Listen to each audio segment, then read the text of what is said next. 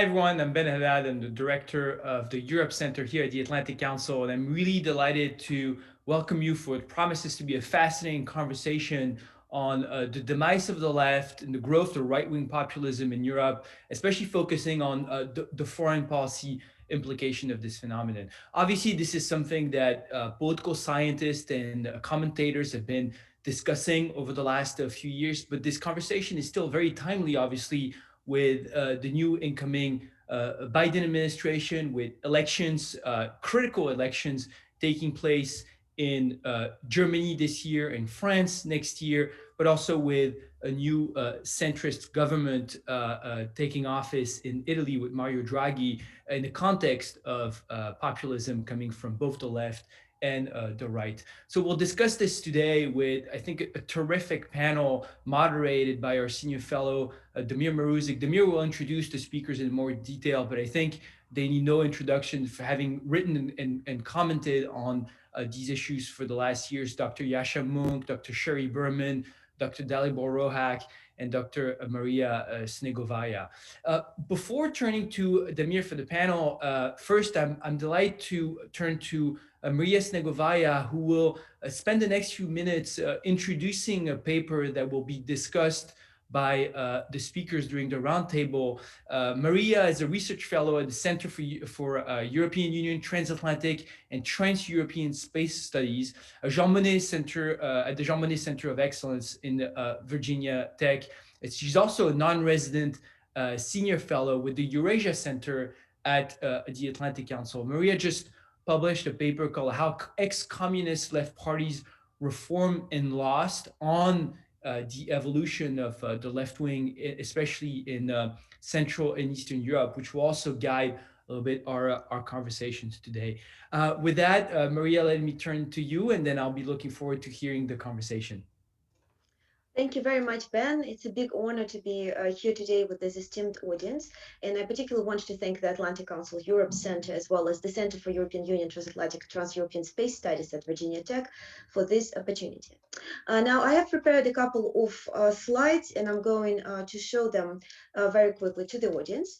I promise there will not be anything very serious, no specific calculation, so it's hopefully will be quite understandable to everyone. Now, one of the key puzzles looking at contemporary party politics in Europe, and actually it's quite relevant to the United States as well, is the dramatic rise of the populist right parties in the recent years. Some people say maybe with leaving of Donald Trump, we will have less of the populist right phenomenon, but it's still quite present in the US and European politics. As you see on the graph presented on this slide, in the recent years, the rise of populist right parties coincided with this decline in support for social democratic parties. Here, I'm actually relying on the graph by great scholar of populist Kasmari. Now, the question that puzzles scholars for a while is whether these two phenomena are actually interconnected. To what extent the decline of social democratic parties across Europe is linked to subsequent or corresponding rise of populist right parties. The argument that I'm making in my article is actually that it does. That the growth of populist right is linked to the decline of social democratic vote. What I argue is that this, and this is not just my argument, but it has been made in the literature before, that the Social Democrats embraced economic neoliberalist policies since late 1990s, that is more pro-market reform policies in order to essentially achieve more economic growth, sustainability of budgets. And despite the fact that these policies were very successful in the short term, in the longer term, these neoliberal policies has had actually quite detrimental effect on support for social democrats. The problem that a significant share of the electorates of social democratic parties in Europe historically were working classes. And these groups are typically economically vulnerable social groups. They were the ones primarily hit as a result of these more pro-market reforms. Usually they are more dependent on welfare policies, and erosion of welfare support and more pro-market policies of the left essentially de-aligned, alienated working class groups from social democrats. Now, with the significant shares of electorates essentially not aligned to one particular parties, Populist right rose to fill in and subsequently incorporated significant share of this support. This argument has been quite prominently made by few brilliant scholars like Sherry Berman, among other people, but it has not specifically been applied to post-communist European context, where we also observe corresponding rise of populist right parties. This has often always puzzled me. If you look at the dynamic of party growth, party system dynamic in countries like Hungary, Poland, and post-communist Europe, you actually see very similar trends, where the social democratic left, here on the blue line on both graphs, actually declined, while at the same time the populist right parties, shown as red and maroon colors on the graph, grew. So you see direct parallels between Eastern and Western European processes. So that's exactly what motivated my paper. Do we see something similar in post-communist context as we see in Western European context? Most scholars of post-communist Europe actually disagree. They propose all sorts of explanations to explain the rise of populist right in countries like Hungary or Poland. Most of them, these explanations commonly focus on the weakness and stability of party systems in the region, or cultural explanations like xenophobia, anti-Roma, or anti-immigration sentiment. I, in my paper, which served the foundations of our today's discussion, actually show that the economic argument and the parallels between Western and Eastern European processes has been unfairly neglected from my perspective. I show that actually in post-communist Europe, we observe precisely the same dynamic as we see in Western Europe. Here, ex-communist left parties also very actively embraced neoliberal pro-market policies in early 1990s, following the collapse of the communist system. The incentive to embrace those reforms was particularly strong for ex-communist left parties in post-communist region for two reasons. First of all, they were eager to reject their negative communist associations. So in order to do that, they wanted to be as pro-market as they come. Second, they were also under stress to comply with the requirements of the international institutions, the European Union, the IMF, that provided an additional incentives to reform and to embrace neoliberal policies, which was very understandable at the time. They achieved significant successes in these regards. But the irony is that the more successful this pro-market transformation of ex-communist left parties was, like in case of Hungarian MSP, or Polish SLD parties, the stronger subsequent populist backlash came. And it came, as I show in my paper, precisely for very similar reasons as we saw in Western Europe. Specifically, the pro-market policies of the left parties in post-communist Europe again de-aligned traditional electorate of these parties, economically vulnerable groups, but in post-communist Europe actually broader electorates as well, because post-communist electorates actually have a lot of affinity to redistribution because of the communist legacy. And subsequently in this region, we also observe a rise of populist right parties that successfully incorporate working class groups and economically vulnerable groups and actively mobilize these groups under anti-neoliberal, anti-market framework, combining it with also culturally a traditionalist agenda. So just to demonstrate in the slides, as social democratic parties move to the center along the economic policy dimension, this is traditional representation of the party space along two dimension, horizontal axis to represents the economic space. This opens up the space for populist right parties to fill in, and as a result, populist right parties grew. Just to conclude, in my paper, I find that there's actually unfairly neglected economic argument that explains a large part of the dynamic of the rise of populist right, not just in Western Europe, but in post-communist Europe just as well. And the deeper the embrace of neoliberalism by social democratic was in both contexts, the deeper backlash against it came in the form of right populism. What is different in post-communist context, if anything, is that there were many preconditions that reinforced this trend. First of all, the sheer size of working class groups is much larger in post-communist Europe because the economy is largely still industrial. In some instances, working class constitutes up to 60% of electorate. So there is more people, more electorates to incorporated by populist right. And second of all, in post-communist region, the lack of partisan attachment, fairly novelty of democracies actually reinforced these trends because the voters were more actively shifting between different parties. And I'm going to conclude here. Thank you so much. In case of your interest, I would encourage you to continue exploring this topic. Me with Sherry Berman, we have an article on the same topic in Journal of Democracy, and I also have a book manuscript upcoming on the same issue. Thank you once again for this opportunity.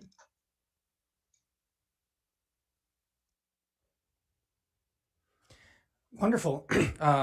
Thank you, Maria. This was really a very, very rich discussion, though obviously it's difficult to summarize a paper that actually is quite quantitative in such a short amount of time.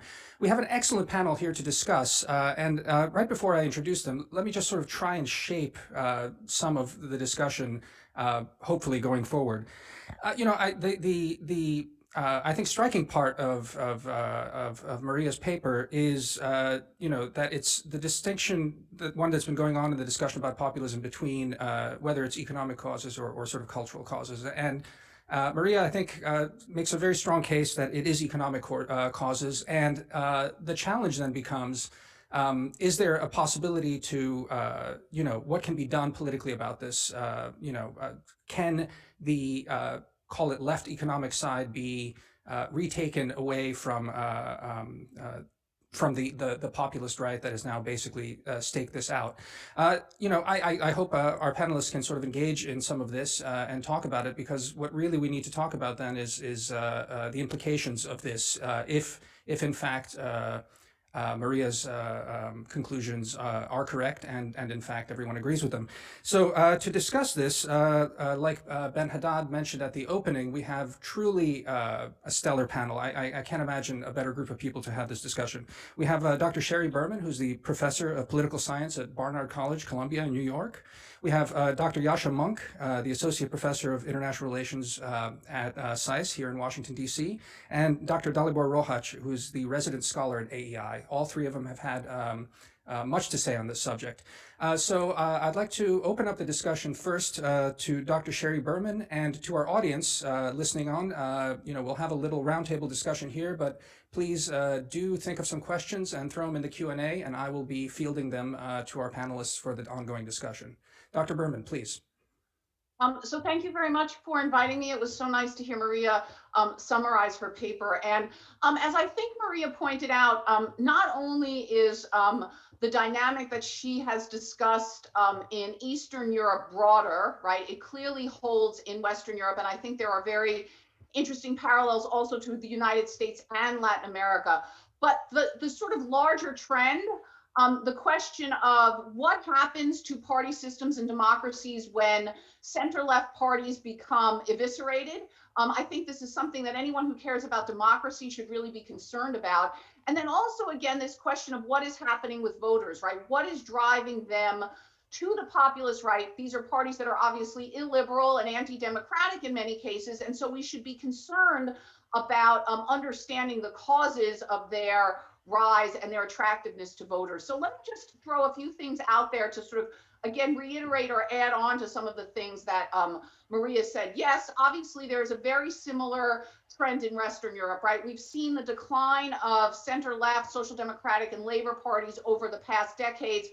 And at the same time, you've seen the rise of populist right parties. Now, as also Maria pointed out, there's this very interesting interaction between economic and cultural causes. And one thing I would say is I think it's wrong to try to separate these two things very clearly. And I don't think that's what Maria is saying at all. The shift to the center, the embrace of some aspects of neoliberalism by center-left parties is surely, if not the trigger, then one of the main causes of their decline. But I think what Maria is pointing out, and I think what is more broadly worth discussing, is that once the social democratic parties do that and you start to have voters disengage from them, those voters then become very vulnerable to being mobilized on other types of appeals, cultural appeals, anti-immigrant appeals, nationalist appeals. And I think the point is that for those of us more broadly who are interested in keeping these kinds of things out of the party system, who understand that democracy has trouble working when cultural and national identity issues begin to dominate political debate and political competition. This is something that we want to think very carefully about. And again, for those for those knowledgeable of the debate in the United States, you will clearly see some obvious overlaps here, right? Arguments about how the Republican Party, for instance, has doubled down on cultural appeals precisely because a lot of their economic policies are not particularly attractive, especially to working class voters. So I think some things that we might want to talk a little bit more about are parallels to other parts of the world, Western Europe most obviously, but also the United States and Latin America. The question of what happens when left parties, center left parties, that is to say, parties that are willing to play within the capitalist rules of the game and are firmly committed to democracy, what happens to party systems and democracy more generally when these parties become no longer significant players? And then the other question, of course, is what happens, as has happened across the West, Eastern Europe, Western Europe, the United States, when we now have political debate and political competition focusing more and more on cultural and social concerns as opposed to economic ones. Personally, I think that this is very dangerous for democracy. I think these issues are much more zero sum. They're much more difficult to bargain and compromise over. They tend to use some phrases or terminology that social scientists love. They tend to trigger authoritarian sentiments in voters. These are not issues that democracy deals with very well.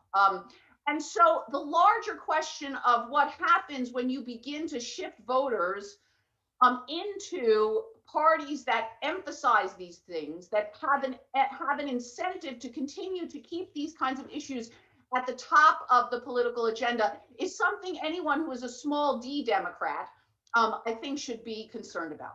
Thank you. Dr. Berman, that was really terrific. Just wanted to highlight that. As we think about this, I think one of the really interesting counter arguments, or at least not a counter argument, but an adaptive argument that you're seeing it really debated now in the United States, is the fact that President Biden is really making a strong bet that in fact Maria's paper is correct, that really democracy can be saved if a strong economic push. All these comparisons to FDR and the rest are really flying around today. There's a review of a book about FDR today in the New York Times that's worth reading. In any case, I'd like to open it up now for Dr. Yascha Mounk for your comments. Thank you, Damir, and thank you, Ben, for putting this great event together.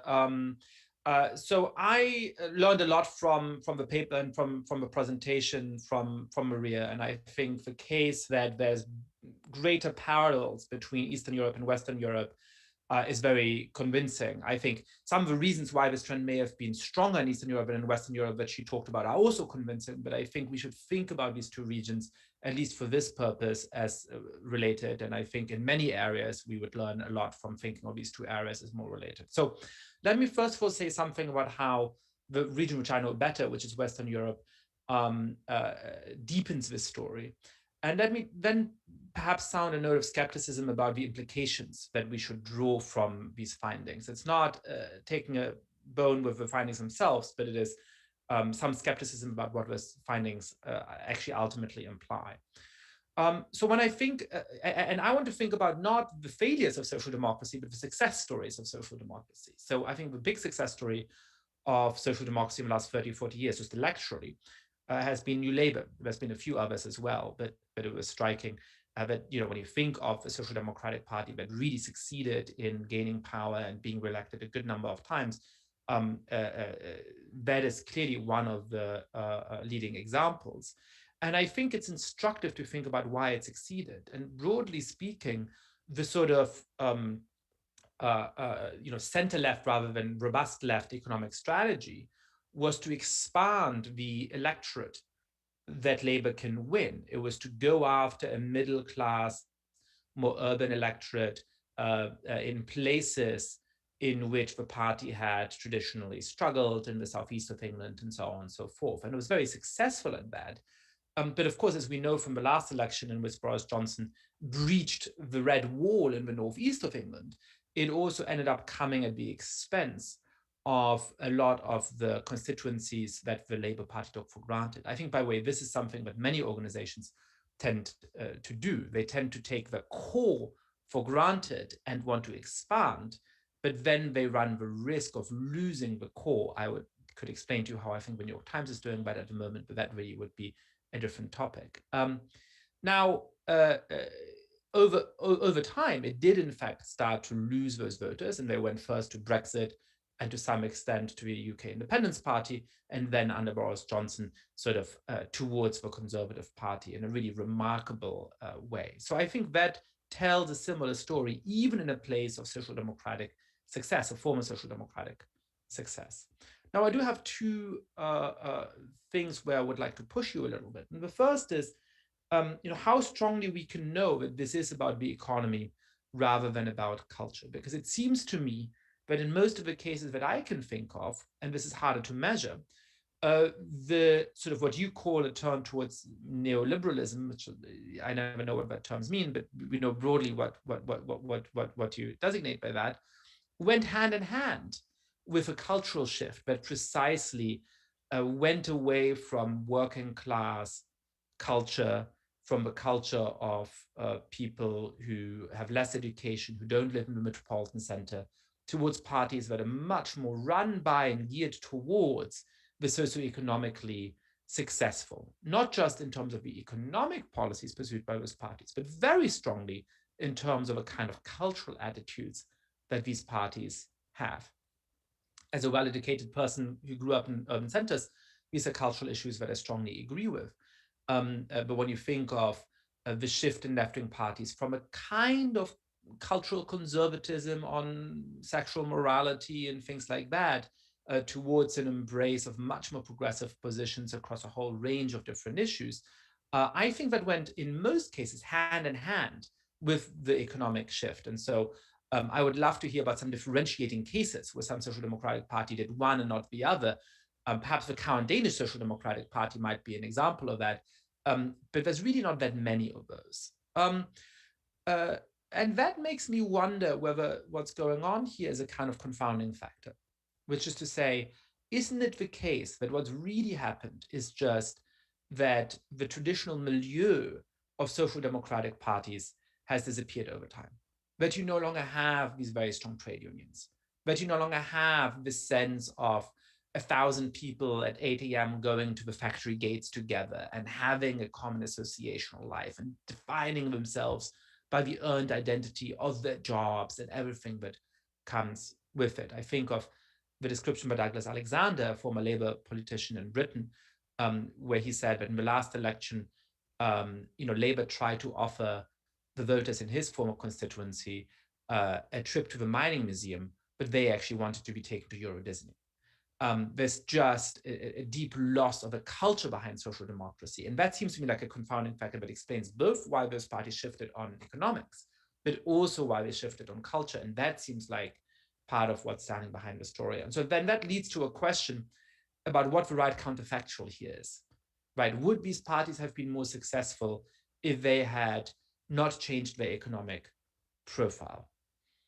It's unclear to me what that would look like. I think perhaps they would have won some, kept some of that electorate, but they would have lost a big chunk of the other electorate, right? I mean, isn't the underlying problem just that the large, relatively culturally cohesive set of voters that social democratic parties could still mobilize in the 70s and the 80s, perhaps in the 90s in Eastern Europe, is rapidly declining? And even though all of the descriptive story is right, it's not obvious that there's a counterfactual where in retrospect we can say, hey, if you all had done that, it would have worked out fine. And I certainly am skeptical of a counterfactual that, if only you'd, refused to reform the welfare state and did a bunch of the sort of quote unquote neoliberal things that those parties did, you would now be in power and there would be no right-wing populism. Even though I buy your story, that implication of it, which many people draw from it, you didn't, but many people draw from it, I'm not sure I buy. Thank you, Yasha. Also, very, very stimulating. And we will let Maria respond to some of these things. The one thing that I was thinking of while you were speaking there, though, if the milieu has disappeared, does that mean, though, however, that again, some kind of new fusionism on an economic left and some kind of other cultural thing is possible. I feel like that is still somehow emerging. I mean, with the Greens in Germany, and even again with what's happening in the United States right now. In any case, now I'd like to turn to my friend and colleague Dalibor Rohac. So Dalibor, please go ahead. Damir, thank you so much, and thank you for inviting me to this fascinating conversation. I really enjoyed reading Maria's paper, actually in conjunction with this book, which I'm sure Maria is very familiar with, which I'm reading for a completely separate project. So this was really fascinating. So I prepared remarks that might appear somewhat disjoint. I was hoping to make 3 points about the paper and sort of, mostly in the form of questions about the research design, which I'm sure Maria has already been asked and answered in her responses to the referees at the journal or to sort of academic seminar participants in the past. And then I had some thoughts about some of the foreign policy implications of these developments. I'm not sure I'll be able to get through all of this in 5 minutes, but I'll start with my observations about the paper itself, and maybe leave the rest, the sort of broader discussion for some later stage of this panel. So take this as a tribute to how interesting really the paper was, more than anything else.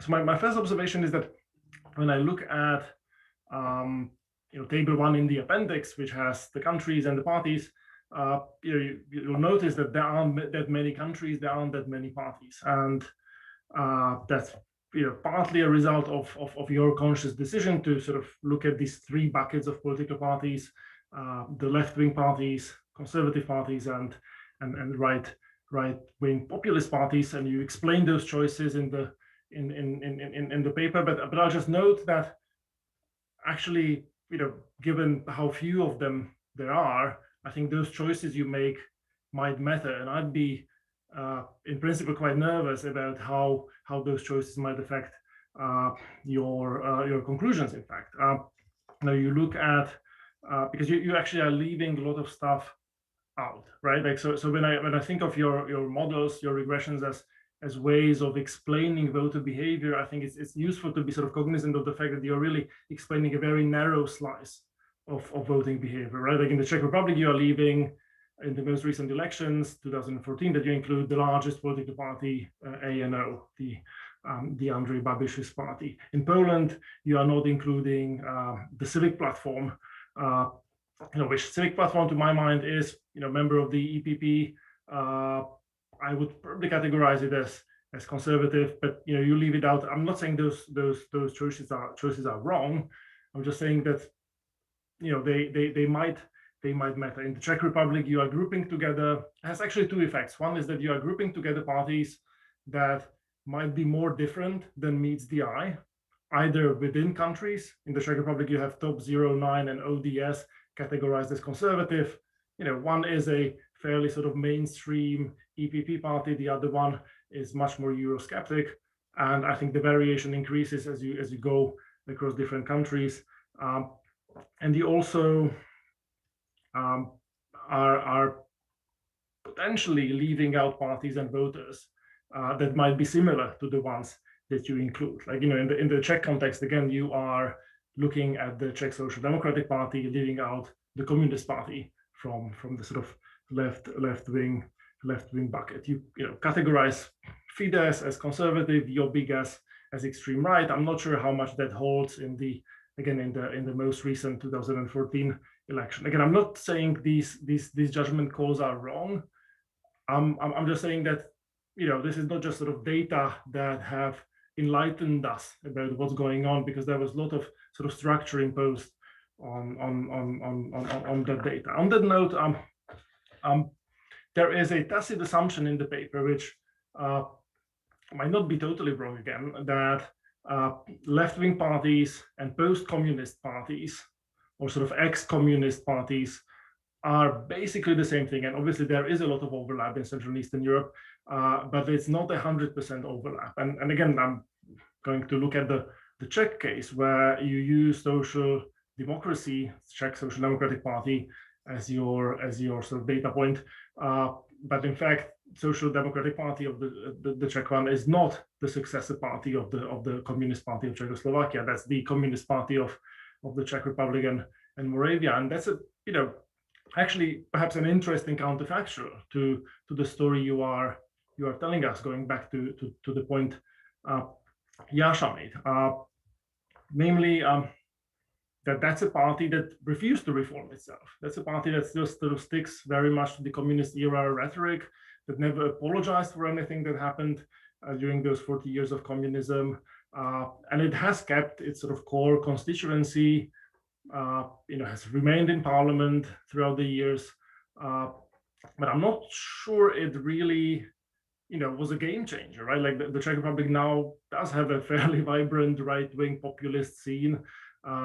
It's not that Czech voters were in a sort of different situation mentally by having that sort of far left alternative to the neoliberal consensus available. Likewise, in Poland in 2002, there was a communist party that was formed, which basically went nowhere, like 300 members. So I think there is there is a story to be told about these deeper, perhaps cultural causes of these developments, where really there is a certain toxicity, particularly in Central and Eastern Europe, associated with the left, with the far left, with sort of the defiance of sort of market-based solutions. So, and so one wonders whether that in a way explains some of the variation you are seeing. My third point, and I'll keep it very, very narrow, is somewhat technical. So you use these probability regressions, sort of non-linear sort of estimates of whether a voter will vote for a particular party or not. And you also use fixed effects, if I understand it correctly, for you sort of use dummy variables for particular countries and particular elections. I haven't really done econometrics in a while, but from what I remember, that is tricky, right? Like you sort of can use dummy variables in a linear context, that's fine. But when you use it in sort of non-linear context, it can lead to sort of, especially in probit, to bias and inconsistent results. So there was a bunch of papers many years ago by Arellano, Beau Honoré, Green. I haven't been really paying attention to the literature. So various sort of Monte Carlo simulations trying to estimate the size of the sort of bias and inconsistency that can be created that way. I know that you actually rerun your regressions with random intercepts and arrive at similar results. So I'm genuinely curious about how sort of the conversation on this topic has developed since the last time I was paying attention. I'm sure Atlantic Council viewers are asking themselves the same question. So I'll stop here and now probably try to talk to some of these sort of broader subjects at hand with regard to populism, right-wing populism, and sort of foreign policy outlooks of these particular Central and Eastern European countries later on in the discussion. So I'll stop here and thank you again. Thank you, Dalibor.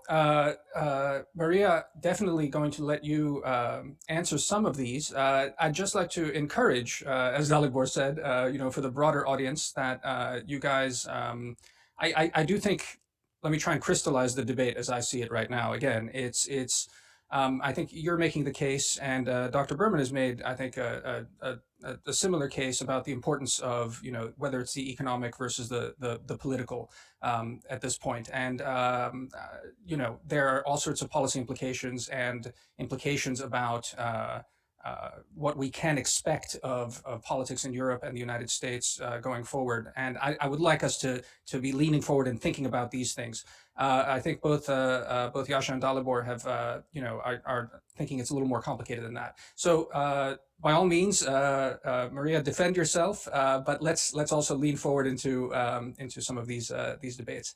Thanks. Go ahead. Thanks a lot, Damir, and I thank the panelists for brilliant comments, very interesting.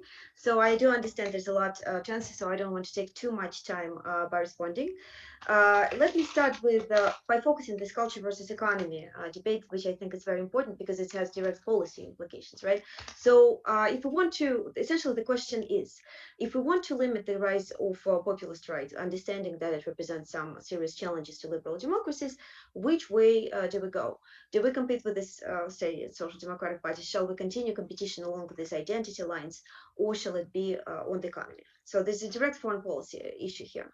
So to address Yasha Monk's actual excellent comment about essentially the transformation, the rebranding of social democracy that took place along both cultural and economic lines is crucial because that actually has direct foreign policy link.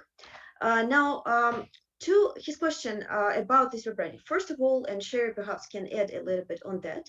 As far as I understand, for social democratic parties, embracing neoliberalism, a more cultural progressive agenda wasn't at the simultaneous. We noticed that it's perhaps more culturally progressive agenda happens in 1970s. Again, here, because it's Western side of the story, I think Sherry knows a little bit better. But what can I assure is that neoliberal policies are embraced later in 1980s and 1990s. In post-communist context, it's a little bit tricky because it's true that rebranding there happens simultaneously.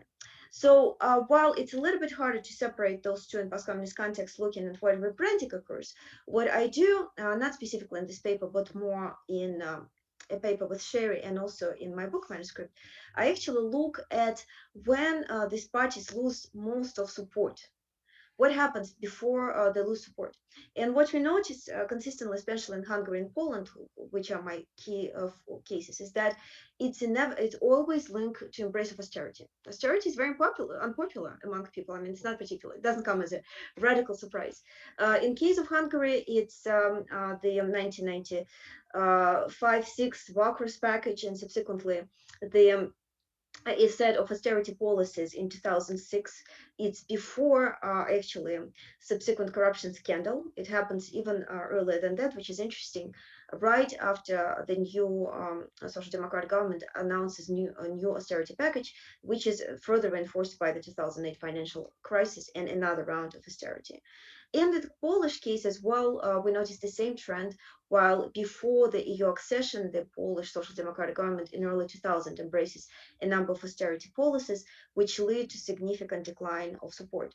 So tracing case study, the dynamic in the case studies, you notice that the economic policies are directly linked to embrace of austerity. But then, of course, as Sherry correctly pointed out, in general, distinguishing between cultural and economic arguments is hard, and it's not really the goal here. It's much the goal of my paper is to remind people that economy actually matters. It's not; it shouldn't be thrown out of the window, and we shouldn't assume that all that matters right now is identity politics. It's just that very commonly what we observe today is that economic issues get wrapped into identity politics. I think you notice here this in the United States, this trends, but they're also commonly the case in the region that I study, post-communist Europe, where populist right, for example, commonly wraps into identity cultural discussion what actually is at the core is an economic issues. Like, for example, our working class is unfairly treated by the elites who are transnational and they don't care about our native workers, white class workers' feelings. All they care about is the immigrants. This is a commonly, really, an economic argument at the core that's been roped into this cultural cover because, as Sherry has pointed out, the economic issues, because of the convergence of the mainstream parties and economy, can no longer become the issue of competition. And parties distinguish themselves on the cultural agenda, while the concept, while the key issue underlying them remains economic. And this is a key essential what I'm trying to say. Why is that important for policy? Because economic issues are much easier to address with policy means. If it's globalization, if it's decline of the economic status of, say, working class or economically vulnerable groups, that is the real core of the problem that we observe, that is much easier to resolve rather than actually to equalize different concept of identity, because it's fundamentally much more of a polarizing issue. And that's essentially the key point that I'm trying to make. By the way, looking at the Trump, like trying to bring it back into the American context, if you look at Trump's policies, his consistent statements and insistence of creation of jobs for American, his resilience to end some of the transnational economic agreements, all again point in that direction that economic dimension really matters for populist right leaders, and it should be remembered. It should be brought back into the picture, because maybe that's the tool, maybe that's the solution to actually decrease the growth of these parties. This is why I think it's very important, and I hope it addressed a little bit of Yashamov's concern, as well as definitely follows up on what Sherry said. Dalibor, thank you very much. I don't want to bother our audience with technical details, but thank you very much. I really appreciate you really digging deep into the paper. First of all, I do not envision problems between problem model using fixed effects and product models. That was not the concerns of any of my methodological advisors. But skipping fixed effects, the results are the same. So hopefully that addresses some of the concerns. On the classification, much more important issue, here I outsourced this question because it's always a matter of debate. And I actually relied on the Chapel Hill data set classification of parties and the radical right, conservative and social democratic. Definitely not perfect classification. There's always issues there. And timing kind of changes how parties are positioned. You're absolutely right that Fidesz today, for example, is much more natural to classify as radical right. But my analysis ends, I think, in 2014 or 16. So by then, before then at least, Fidesz still better, at least can be classified as conservative. Right now, it's probably 100% radical right. Most importantly, I wanted to make, actually, to pick up on your point that you made about the Czech Republic. The communist Party of Bohemia and Moravia is actually a perfect case. I had to drop it from my estimates under request of one of the reviewers, but in the original estimates, I had that party in the analysis, and the results again are consistent. So if anything, that worked better. I actually think that the Communist Party of Bohemia and Moravia is a perfect counter case. It's the party that actually, as Dalibor explained, retained very traditionalist positions on economy. And in some ways, you could say it acted a little bit like a radical right party, because it's actually fairly also fairly traditionalist cultural agenda. But most importantly, its economic policies was much more in line with traditional left economic policies. And it actually helped this party to preserve more of traditional social groups in its support. So it became, to a large extent, a party of the working class, because it was able to act like a counterbalance, so to speak, to the other more pro-market social democratic party. So to some extent, up until the immigration crisis in Europe, the Communist Party of Czech Republic actually, from my perspective, acted exactly like my theory would predict, by retaining significant shares of working class on the left side of the political spectrum, and that limited the rise of the radical right in the Czech Republic. For example, there was an instance of this workers' party, the radical right party, that tried to mobilize support, but it didn't have enough electorates available for mobilization, because significant shares of those groups was still retained by the Communist Party of Bohemia and Moravia. Thank you, and I'll stop here to allow the rest of the participants to speak. Thanks, Maria. That was terrific. Dr. Berman, let me just ask you. We're getting questions already in the Q&A, but I wanted to just sort of maybe kick off the conversation a little bit with some of the things that you brought up, and especially in light of what Maria has just said. How optimistic are you then? If obviously, you've made the point. It's not so simple to disentangle these two things. There's culture and there's economics. There's also, as you said, I mean, given that the cultural issues are so zero sum, and you somehow want to, get them out of the democratic process because it makes it so difficult to do it. how optimistic are you, for example, that what the Biden administration is doing right now, on the one hand, of really sort of focusing on the econ issues to try and sort of defang that? Do you think that that's likely to work? And then the second one, it's something that we haven't yet talked about, but I'd like to also throw it out, before we even open it up to the audience. It's an implication of in Maria's paper, which is that, the United States, the Biden administration is able to do this because there aren't these external constraints. In the EU, however, it's one of the things that it makes it much more difficult to take, an exactly anti-neoliberal, if you will, position, as a party that's within, an acceptable mainstream for in Europe. So I don't know if I could get you to react a little bit on that, and then I'd ask Dalibor to come in as well. Unfortunately, Yasha has had to jump off, and then I'll open it up. We have some good questions among the audience right now. Please. So thank you very much, and it's really been wonderful to hear the comments of my colleagues. They've been really smart and provocative. So look, I think the situation in the United States is somewhat different because we have conflicts within our parties themselves, right? So in Europe, conflicts on the left between sort of new left and old left would manifest themselves in the rise of new parties, green parties, new left parties, whatever. What Biden is dealing with are conflicts that, in Europe, again, would manifest themselves between, let's say, an old-fashioned social democratic party and a green party.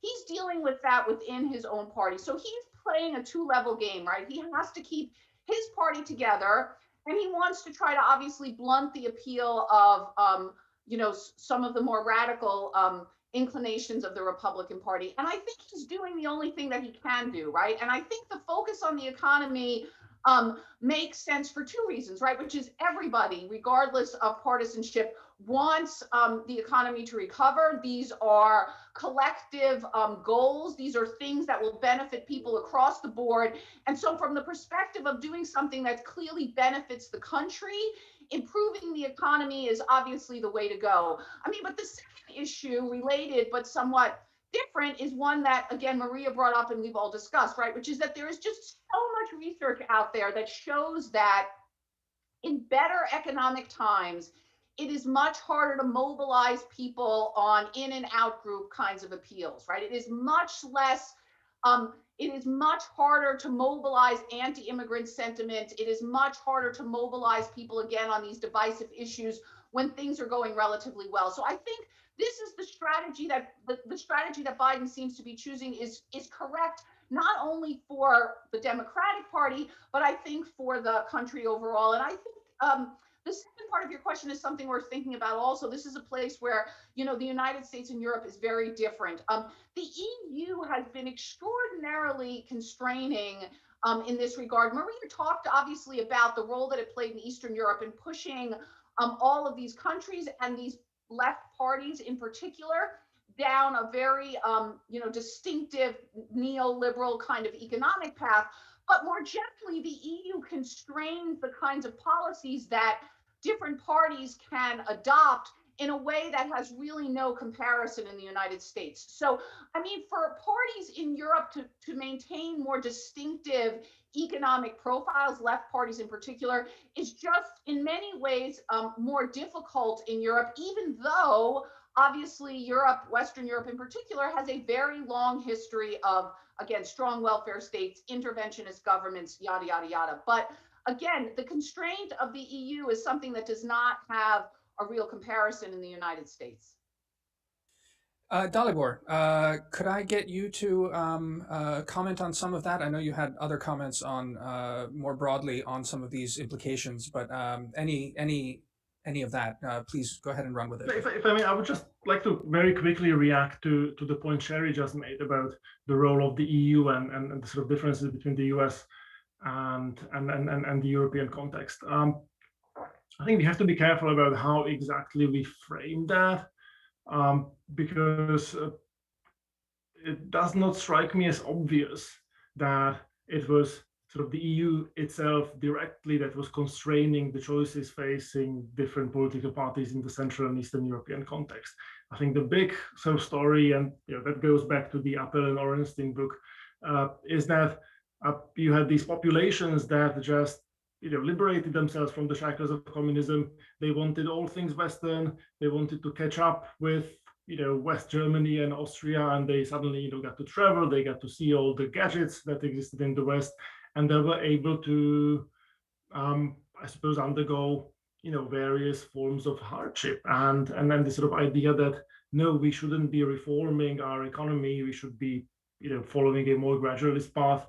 I think in that sort of flux of the 1990s, it just wasn't a terribly sort of viable political proposition. It wasn't the EU that imposed the Bokros package on hapless Hungarians. This was even like way before the proper accession talks started. It wasn't the EU that sort of dictated to the Czech Social Democrats that they had to restructure the banking sector. I think there was a real demand in those countries to sort of let's turn these economies into sort of normally functioning Western liberal forms of democratic capitalism. And there was also reality has a way of sort of asserting itself in these kinds of situations. I'm not sure that faced with a fiscal crisis like Hungarians did in 2008 or in 1994 for that matter, that there was like a plethora of unexplored attractive options that would have kept sort of left of center politics going. It was really a choice between these policymakers were stuck between a rock and a hard place. I think that's really good, and it's an opening to bring in a comment from it's Michael Ogia, I think. It's a long comment, but to boil it down rather than reading it out, it strikes me, and Maria, maybe you can take a first crack at it. Is the question is what Dalibor is getting at right now? This question of potential alternatives that are available on whatever one might call the economic left. You feel free to address, what I broached earlier, this idea of what the limits of the EU are, explicit or implicit, but also perhaps maybe worth talking and thinking about, what are these specific alternatives to neoliberalism? Is there such a thing that's available? And again, we're thinking about what Biden's trying to do right now in the United States and things like that. So open it up to you, Maria, and then let's just sort of kick that around a little bit. Thanks a lot, Damir, Dalibor and Sherry. Excellent comments. Now, I just wanted to follow up a little bit on what Dalibor said. That absolutely true, that the impetus to reform was coming from these domestic societies in these countries. We shouldn't be like leaving them without their agency. That's absolutely true. But in certain instances, specific, for example, Maastricht criteria requirements did impose additional pressure on these countries. For example, specifically in Visegrad 4, the Hungary, Poland, Czech Republic, and Slovakia, there was a specific demand to disrupt this protectionist welfare policies, which was specifically pushed. This demand was pushed forward by the EU, and in some ways, the very fragile balance that emerged after the transition that protected some of the vulnerable groups, very kind of idiosyncratic to each separate country, which was disrupted by this standardization imposed by the EU. Again, not in any way trying to blame that on the EU. It just happened. Nobody really expect, and there was good reasons to do that, right? For the market integration, for all these great reasons. But in the end, the EU played a role. That's what I'm trying to say here. It wasn't purely domestic decisions, although of course these countries were very eager to join the EU and to reform. Now, an excellent question by Damir, and more broadly about the Michael Ogi, about what we can do, what are the alternatives there. We actually discussed that a little bit with Sherry in our Journal of Democracy article at the end, because it has much to do with the policy making.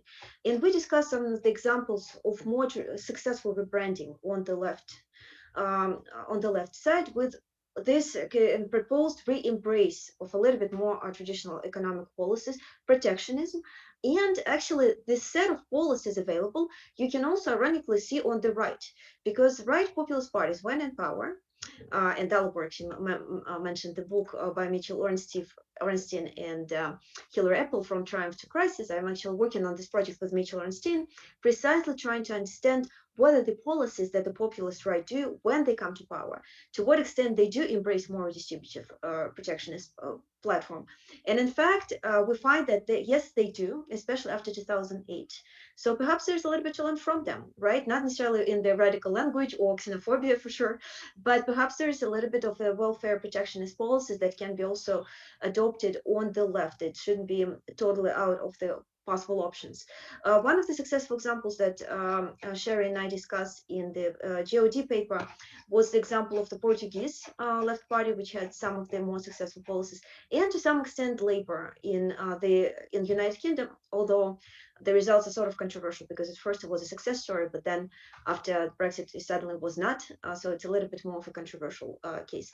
So yes, there is a whole set of tools available that currently is not even debated because of this neoliberal consensus, and to a large extent, unfortunately, contributes and reinforces these unpleasant trends that we observe over the developed world. Thank you. Thanks, Maria.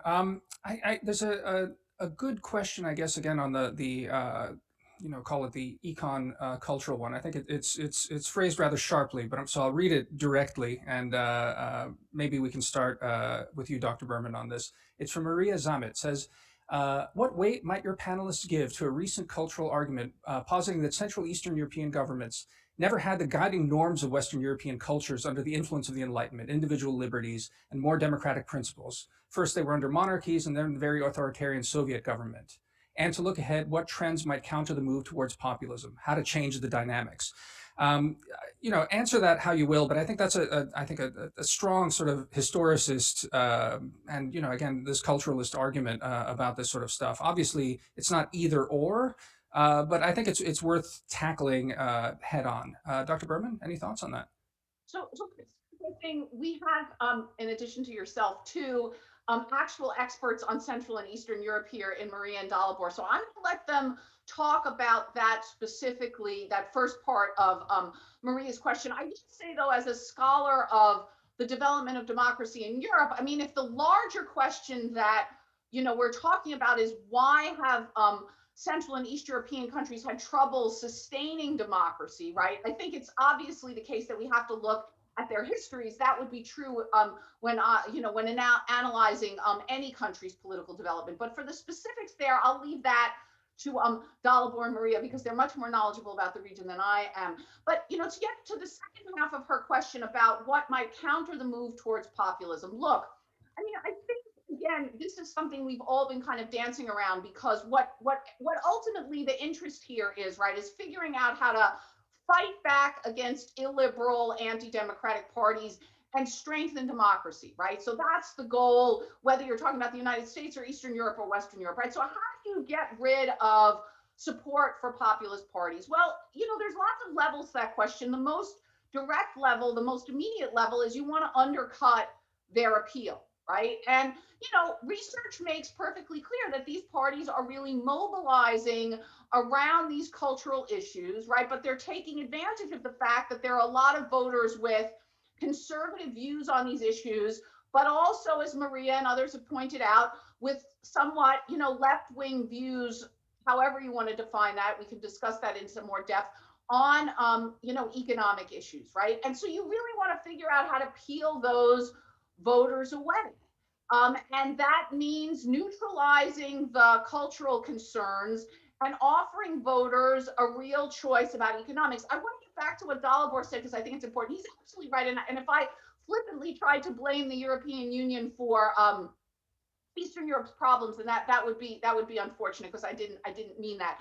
But I do think an interesting, sort of a mental exercise would be to imagine if these East European countries were making their transitions not in the late 20th century, but in the 1970s, right? When our understandings of economics were very different, when the model of capitalism that West European countries would have promoted would have been very different.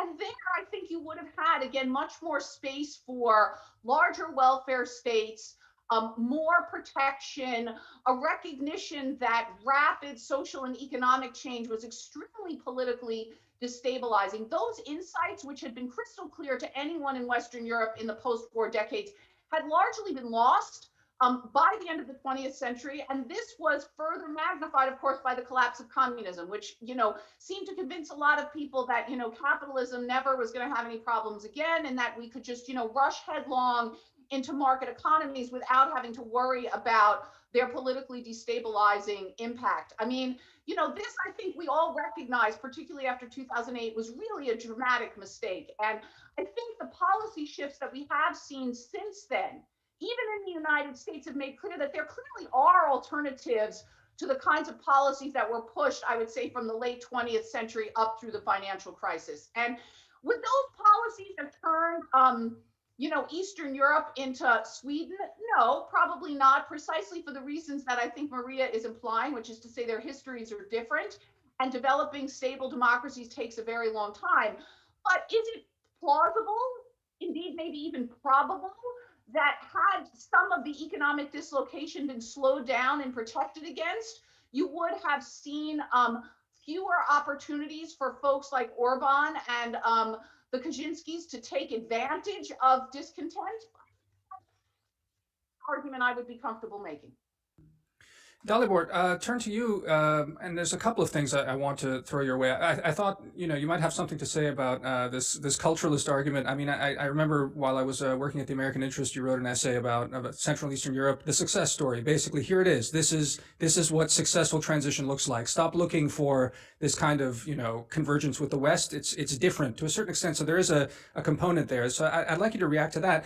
The thing that I might sharpen a little bit, even on the question of what is the EU and its I don't know what, I don't know if it's just, I wouldn't put it just as a normative question or even as a question of what is allowed economically, but even put it politically. I mean, especially for Central Eastern Europe, Germany sets the terms in a big way. I mean, the economic terms about what is possible, and in general, that's one of the realities of how the European Union functions, is that these decisions are, if not mandated, but there's a lot of pushback from the big guys that sets the terms. So I don't know if you can react to any of that, however you want to, but let's take it from there. I suppose one way to think about that latter question that you're posing is through this framework developed by Daniel Rodrik, named Rodrik's trilemma. So I have to say I'm always somewhat nervous when the term neoliberalism is invoked in these conversations, because it's notoriously imprecise, invented by neoliberalism's detractors, and it's not always sort of obvious what one is referring to. It bundles a bunch of very different things together. But I think the virtue of Rodrik's trilemma is that it has pretty precise conceptual contours that I think manifest themselves in the European context. So the idea is that there is a tension between deep economic integration, nation state, and democracy. And obviously, one of the things that has happened in Europe and then more broadly in the 90s and in the noughties is that economic integration has proceeded apace that very often involved trade agreements that constrain policy making in various ways, when you think about harmonizing rules and sort of agreeing on common standards, etc. So there was a lot of sort of policy making that was coming from the outside. So I wouldn't deny that, and that has created, that has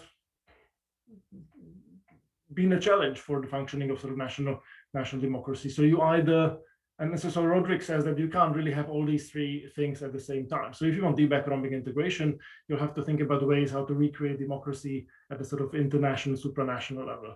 That exercise hasn't really, worked that well in the European context. So you have the European Parliament, which isn't really a sort of legislative body accountable to a European demos, or you can alternatively combine deep economic integration with the nation state and sort of forego the democracy element of it, and then sort of trap countries in the shackles of the euro or earlier of the gold standard. And obviously the EU is a sort of uneasy compromise, sort of muddling its way through without anyone really being in charge and like making these conscious decisions, like somewhere on that spectrum.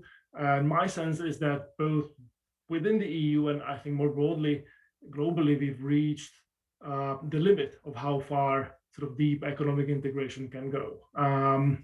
And I'm not saying that the nation state is the end point of history and nothing else will ever be invented, but like, given our capability to govern ourselves, I think there has to be a sort of match between our ambitions in terms of deepening market integration and the tools that are at our disposal. So I think that's where we are sort of as a civilization go, so to speak, contrary to the triumphalism that existed maybe 15, 20 years ago. On the historical point, very simply, I think different countries have different histories, but they are not trapped in those histories necessarily. So in the 1940s, there's these debates about how maybe Germans will never be able to sort of rejoin the community of sort of civilized nations of the West again.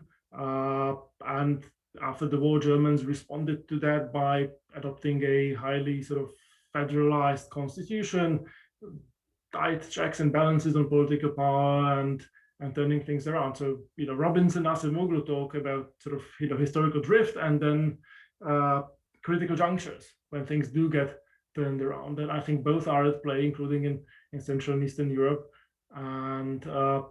And contrary to some of these sort of more revisionist takes on Central and Eastern Europe, I find obviously a lot that's going on in places like Hungary and Poland disheartening. I think there are big question marks about how these sort of political realignments will sort of translate themselves into the democracy that's being practiced there. But then there is always this sort of question of what the relevant counterfactual is. And when you look at sort of post-communist countries more broadly, it's hard not to see Central and East, sort of Central Europe, Visegrad countries, Baltic states as largely success stories. In Central Europe in particular, I would even put a question mark on sort of the amount and severity of the sort of economic and social dislocation that took place when you look at various indicators of sort of well-being, inequality, etc.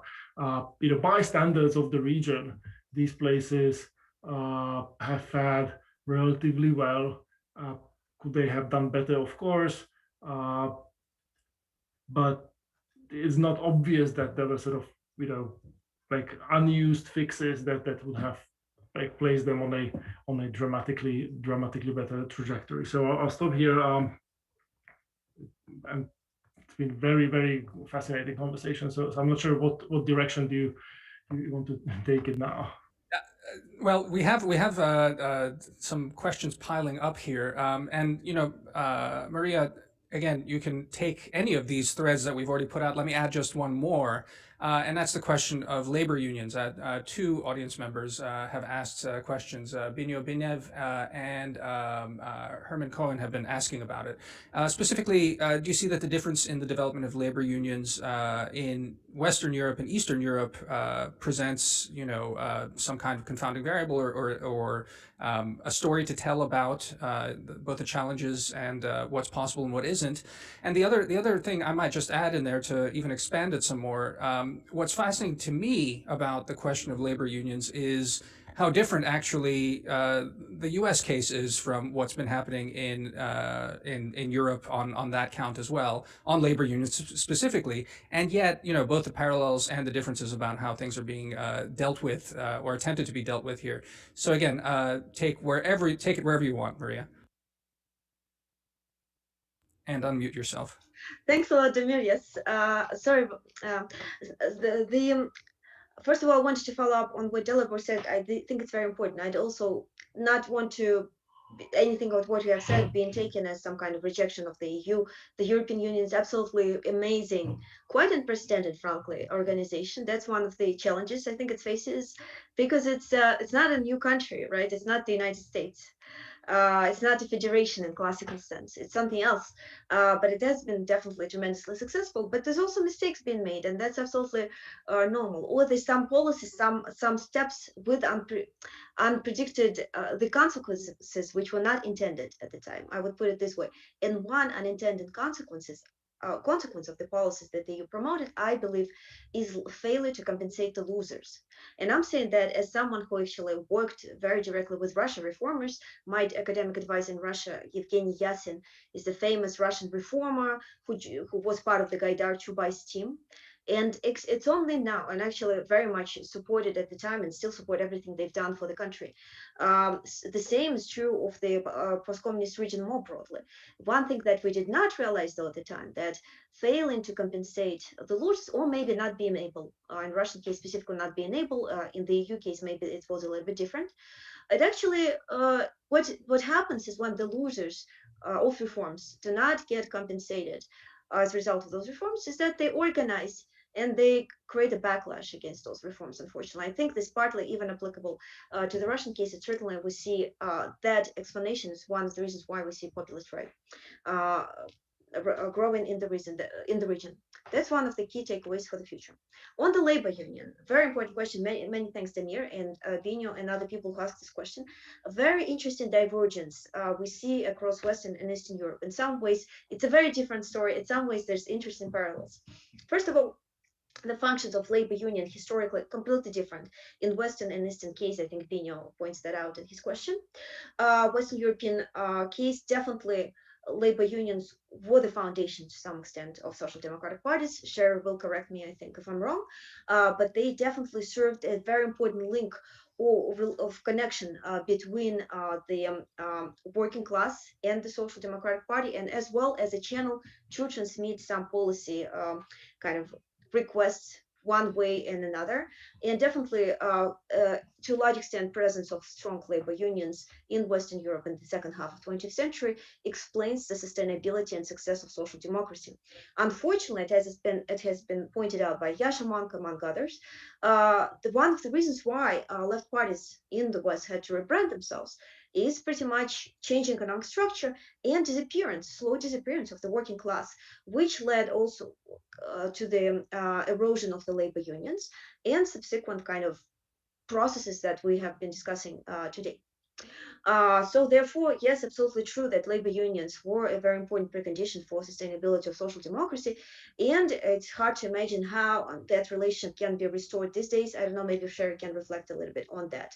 In Eastern European case, the story is very different because as many things in communist systems, they were largely proxy, conveying transmission belts, conveying central economic policy from the decision-making communist parties to the workers. Those are proxy organizations, not real kind of bottom-up structures, but another tool for Communist Party to keep the population under control.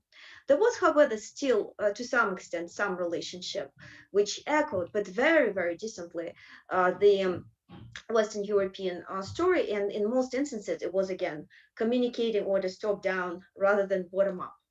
What happens after the communist collapse is very interesting. So in some instances, especially I know the case of Hungary, there was some attempt to actually from the ex-communist left parties to preserve this labor unions links. But it didn't really work, and one of the reasons was, as I point out again, the rebranding of the left parties, which essentially again dissociated them for labor policies. Interestingly, in parties where tri-party, so-called tri-party agreements, in countries where tri-party agreements were preserved, tri-party agreements is specifically this kind of negotiation tools between labor unions, parties, and companies. In those instances, actually, there was less successful reforms because there was more kind of pushback from the labor. But at the same time, there was actually less opportunities for populist right mobilization as well. But there is a reality. So these days in post-communist Europe is that the unions are very weak. They never exist in the first place. Overall, working class organization is extremely weak. And in general, we do not see a lot of mobilization capacity on the labor union side. I actually had my own interviews with Jobbik party, for example, in Hungary, and I asked them whether they worked with the labor unions. They said that they tried, but it wasn't very successful. In Polish case, it's a little bit more interesting because there was actually some attempt on the law and justice side to collaborate with the labor unions, and it was a little bit more successful. But essentially, to put a long story short, overall labor unions are much less important in the post-communist context than they were historically in Western Europe. Dr. Berman, let me ask you. I mean, if you want to react to anything about that on the importance of labor unions, your many of the foundational books that you've written about the sort of rise of social democracy. If you have anything to add on that, the other, well, I mean, go ahead. Run with any of that. I guess the other bigger question I have, I'd like to open it up to everyone, and maybe as well to you, is maybe to look within the European context at what's happening, say, in Italy, and the kind of technocratic approach of Mario Draghi and this kind of coalition to, again, in many ways, it's an attempt to do, I would argue, what Biden is much more unencumbered to do and able to do here, which is to try and sideline a lot of these subjects, these cultural subjects that are so difficult to integrate into a democratic discussion. But in the European context, again, it's emerging as this kind of technocratic blocking out of things without the ability to, I think, address a lot of the economic stuff. That's just since we're coming towards the end of this, I wanted to get that out in front of all of you. But Dr. Berman, if you want to react to anything about labor unions, the rise of social democrats, but then also just talk about how Europe is politically trying to deal with this subject right now, very pragmatically. Well, look, I mean, I think it's impossible to disentangle the decline of social democratic parties from the decline of labor unions. I mean, labor unions played a critical role in Western Europe in particular, more so than in the United States, not only in sort of acting as a sort of, civil society associate of social democratic parties, but also in maintaining a sort of class identity among its members. And the very many studies that we have still show that labor union members are much more likely to vote for the left than non-union members, even from among the working class, right? That's also to some degree true in the United States, but it's been historically the case that union members in Western Europe were much more likely to vote for social democratic parties even than working class voters more generally. So, I mean, I think that that's a very important part of the story. And again, I would like to say, even for folks who are not necessarily fans of unions, perhaps, or even social democratic parties, I'd like you to think very carefully about what the political implications of losing these organizations are. I think they have very, very negative political effects that, again, we're dealing with right now. I mean, the de-alignment of working class voters with somewhat conservative views on cultural and social issues, leaving them free to be plucked up by the populist right. I mean, I think that we can't, again, to get back to Maria's paper, I think these trends have to be considered in tandem. They cannot be separated from one another. So yes, absolutely, looking at unions when you're talking about the decline of left parties is an absolute necessity. This question about Draghi, I think, is an interesting one. I mean, is he a reasonable guy? Yeah. Is it a horrible indictment of Italian democracy that you now have a guy running the government who is a technocrat? Absolutely. Should we be celebrating this? No. Even if we support the kinds of policies that Draghi will pursue, which probably most of us are pretty comfortable with, this is a horrible indictment of the state of democracy in Italy. And it also means that whatever Draghi manages to do, and he will have much more trouble doing it without the support of a viable coalition in parliament, means that the sustainability of those policies will be much diminished, right? If you want to change Italy economically or politically, doing that with a technocrat is just not the optimal strategy, right? So I understand why he's there. That solution has been tried in Italy before, precisely because of the really impossible state of the Italian party system. But that country's problems are too deep. They are too structural. They are too far reaching for Draghi to be able to deal with them without the support of, again, a political party, and preferably a coalition of parties that can give him a majority that will be able to see these policies through over some period of time.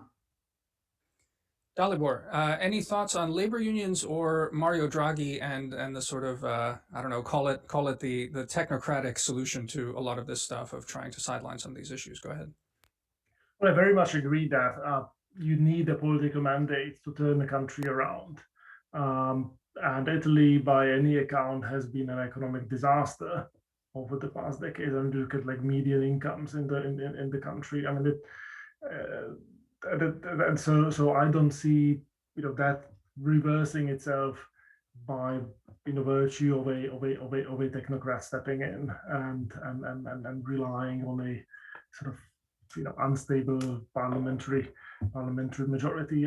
It's hard enough to turn things around in a place like France, where Emmanuel Macron does enjoy a fairly robust political mandate. He won an election and he sort of rose to political prominence. On the broader, on the separate point of labor unions, I would just add one caveat, which is that I find it useful to think of labor unions not as of an independent variable, as a sort of mover by itself, but as of a the presence and absence of labor unions does reflect various sort of structural things happening in the economy. So once you have a technology like Uber that consumers want to use, it's very hard for Uber drivers to organize between themselves, to bargain for higher wages, and we've seen an Uberization of the economy across various sectors, and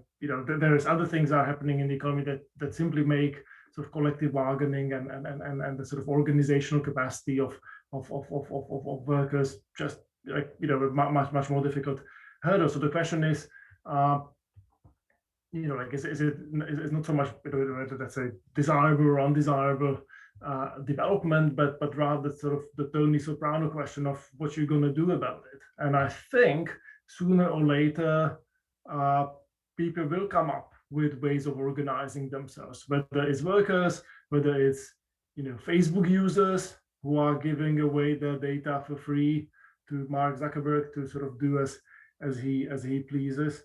But I think in the meantime, like we are in for turbulences, and perhaps in that sense, and now I'll start wildly speculating, sort of in a way that's completely detached from the sort of rigorous nature of the paper we're supposed to discuss. I wonder to what extent that decline in labor unions is also illustrative of this broader decline of sort of intermediating institutions of our sort of social and political life, where there is very little standing between the individual and the national government these days, at least sort of conceptually, where as a result, like all sorts of sort of unresolvable cultural grievances are sort of projected on the national political scene, pushing countries in these sort of vicious cycles of polarization. That's I know topic very close to your and your friend Shadi Hamid's heart. So I mean, I have like nothing like rigorous to say on that subject, but I mean, I do wonder to what extent, just because of the technological and structural shifts we are living with, sort of our organizational capacities and our institutions have to adapt, and they just haven't sort of caught up with that new reality yet. Maria, let me turn to you. I think there's you haven't yet talked about the European approach perhaps, and let me just Mario Draghi add Emmanuel Macron. Herman Cohen mentioned how would one categorize him basically right now, and it's just worth I think pondering as France goes starts up the election season and the challenges that Macron faces with Le Pen on the side, who I think it's fair to say we categorize her as far right for a lot of the cultural reasons. You still see Macron himself trying to box out some of this and try and own some of these issues, at least in the sort of center. How do you think about basically first the challenges for someone like Draghi, the challenges for someone like Macron, and how does your economic sort of stuff? Granted, this is not Central Eastern Europe, but I think the discussion's broader. So again, take it however you want. Thank you, Damir. So I will be careful commenting about Western Europe since I focus more on the post-communist cases, but I do happen to know French case a little bit better since I had another paper. I'm essentially trying to understand precisely. I think there was a question from the audience whether Macron is ultimately a populist or not. And the interesting thing is the emergence of this contemporary so-called technocratic populist. I'm a little bit skeptical about that definition because I think there's tendency to call populists everyone these days. So I think we need to be a little bit more conservative with this term. But there is definitely this kind of programmatic flexibility, shall we say, in Macron's program. He and his team was reluctant to even release the program before the election up until some point. So there was a lot of people objecting about that. And in some ways, Macron and Le Pen are a reaction to the same processes: the crisis of establishment, the dissatisfaction with the establishment politics spreading in the French society. So from this perspective, populism or unconventional responses, political responses, are in some ways a response to the problems, the failure to address some existing problems by the political mainstream. That's hence the anti-establishment nature of populist parties, and definitely Macron has a little bit of that element in his program. Although I would not go as far as to, in his rhetoric, I would not go as far as to describe him as populist. And certainly, because of I think he's facing a lot of challenges, and the problem is that by reforming France really in desperate need of reforms. I lived there back in 2006, and even then they used to have the saying that it's easier to kill a person than to fire a person from a job. So from this perspective here, I do think faces a lot of challenges as he needs to push forward those reforms that are quite neoliberal in essence. He will face inevitably some backlash on the side of these frustrated working class groups who already are uniting about the radical right messages or populist right messages of Marine Le Pen. And very quickly, I just see that our audience is some of the questions about foreign policy implications of this seminar. I just wanted to point out two clear foreign policy implications of our discussion. First of all, despite all these concerns about populist right essentially represent this fundamental challenge to the EU, to transnational institutions, I think what we're showing here in this discussion, it's not fundamental rejection of EU more broadly or of international system. It's specific challenges, primarily concerns or disappointment of reform losers with the way specific policies are implemented. The very direct aftercheck for policy of international organizations of the EU is to embrace these concerns, to embrace the problems that some of these policies create and compensate the losers. More carefully target the policies that will allow this dissatisfied group and their concerns to be addressed. Thank you. Thanks, Maria. We are running out of time here, so I just turn to the other panelists to just comment on that very last point. The foreign policy implications, I mean, what are the implications for the EU fundamentally? Is there anything to be, just throw it out even more broadly? Is there anything for transatlantic relations that can be done here? Any lessons that, the US can learn or the EU can learn from the US example as we go forward and are sort of charting new territory here? Dr. Berman, please. Yes, and thanks for reminding us to be even more direct. I mean, look, the one obvious way to think this through, right, is what happens if party systems continue to fragment and parties that have, national sovereignty, for lack of a better term, agendas become increasingly powerful. Look, the EU is too much of a cash cow and has indeed been very successful in some ways, as one of the questions pointed out. Look, we haven't had a war in Europe in a really long time. And anyone who knows anything about European history knows that that is no small achievement, right? So, even Le Pen has walked her party away from, a Frexit kind of thing.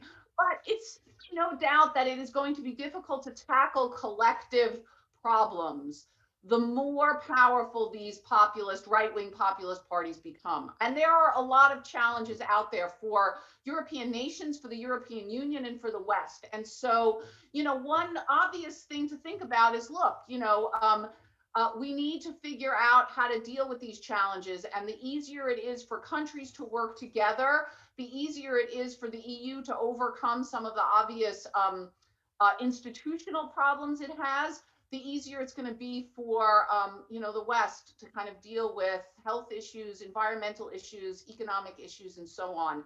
And so again, I think going back to Maria's original problematique, figuring out ways to understand the rise of populism and by association to fight back against it is a necessary prerequisite, necessary but not sufficient, for coming up with the collective action that's going to be necessary to deal with the kind of really major challenges that Europe, the United States, the Atlantic world, and other parts of the world face. Thank you, Sherry. Dalibor, any final words?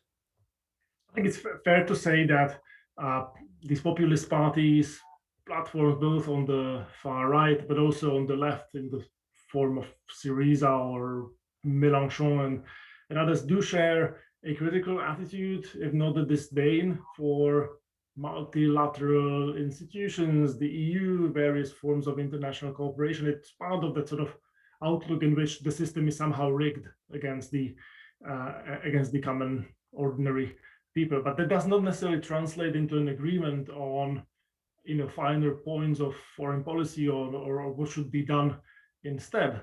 And I think contrary to there's this sort of simplistic narrative being floated around on how all right-wing populists are aligned with Russia and working with Putin, trying to destroy the EU.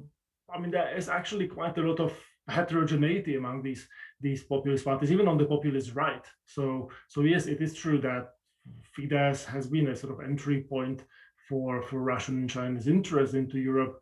But I think there is, or Marine Le Pen or FPÖ in Austria, but you find a lot of actually very sort of Atlanticist-minded populists in Europe, in the Netherlands with Thierry Baudet's Forum for Democracy, Wilders' Party for Freedom, even Law and Justice Party in Poland has a very sort of serious commitment to the transatlantic partnership.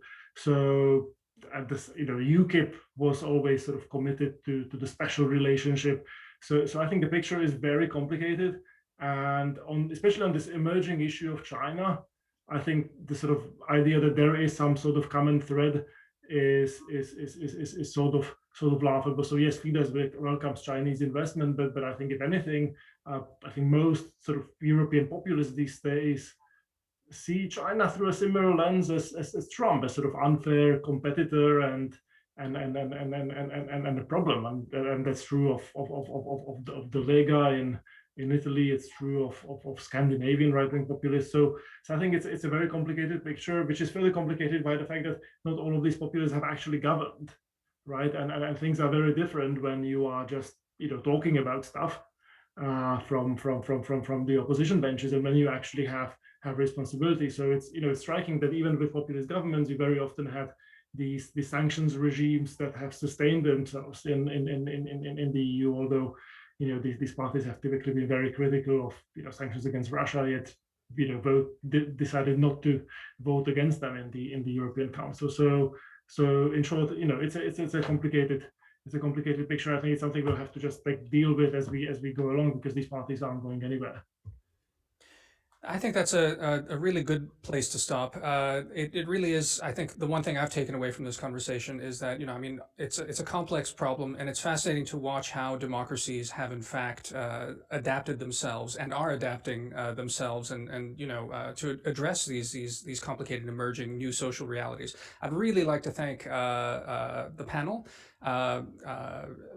Dr. Maria Snegovaya, Dr. Sherry Berman, Dr. Dalibor Rohac, and Dr. Yasha Monk, who is for joining us today for this discussion. And I would encourage all of you to follow the Atlantic Council, AC Europe on Twitter. We're having lots of events, and join us in the future. Once again, thanks a lot. Thank you very much. Thank you.